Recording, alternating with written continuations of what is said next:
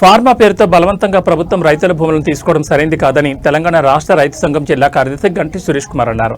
పరిగి మండలం రాపోల్ కాళాపూర్ రైతుల నుంచి ప్రభుత్వం సేకరిస్తున్న భూ బాధితులను కలిసేందుకు పెడుతున్న తెలంగాణ రాష్ట్ర రైతు సంఘం జిల్లా కార్యదర్శి గంటి సురేష్ కుమార్, సిపిఐ జిల్లా సహాయ కార్యదర్శి పీర్ మహమూద్, సిపిఐ పరిగి మండల కార్యదర్శి వెంకటేష్, ఏఐవైఎఫ్ జిల్లా కార్యదర్శి డి చంద్రయ్యలను పోలీసులు అరెస్ట్ చేసి పరిగి పోలీస్ స్టేషన్ తరలించారు.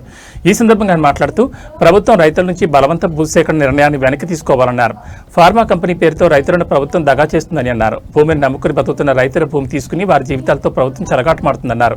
వ్యవసాయాన్ని నమ్ముకుని జీవిస్తున్న రైతన్న కుటుంబాలను రోడ్డుపాలు చేస్తుందన్నారు. రాష్ట్రంలో కాంగ్రెస్ ప్రభుత్వం భూములు తీసుకోవడం తప్ప ఎటువంటి అభివృద్ధి కార్యక్రమాలు చేయడం లేదన్నారు. రాష్ట్రంలో ఫార్మా పేరుతో రైతుల నుంచి భూములు తీసుకుని వాటిని చదును చేసి ఉంచడం తప్ప ఎటువంటి అభివృద్ధి కార్యక్రమాలకు భూములను ఉపయోగించుకోవడం లేదన్నారు.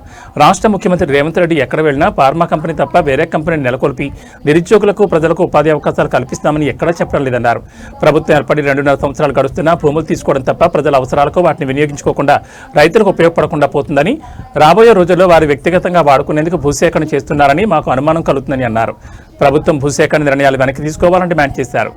రైతులు మా భూములు ఇవ్వమని చెప్తున్న బలవంతంగా వారిని భయభ్రాంతులు గురిచేస్తూ అధికార యంత్రాంగాన్ని ఉపయోగిస్తూ భూసేకరణకు ప్రభుత్వం పాల్పడుతుందన్నారు. రాష్ట్ర ముఖ్యమంత్రి రేవంత్ రెడ్డి ప్రభుత్వం ప్రజాపాలన అని చెప్తూనే ప్రజలను అనేక ఇబ్బందులు గురిచేస్తున్నారన్నారు.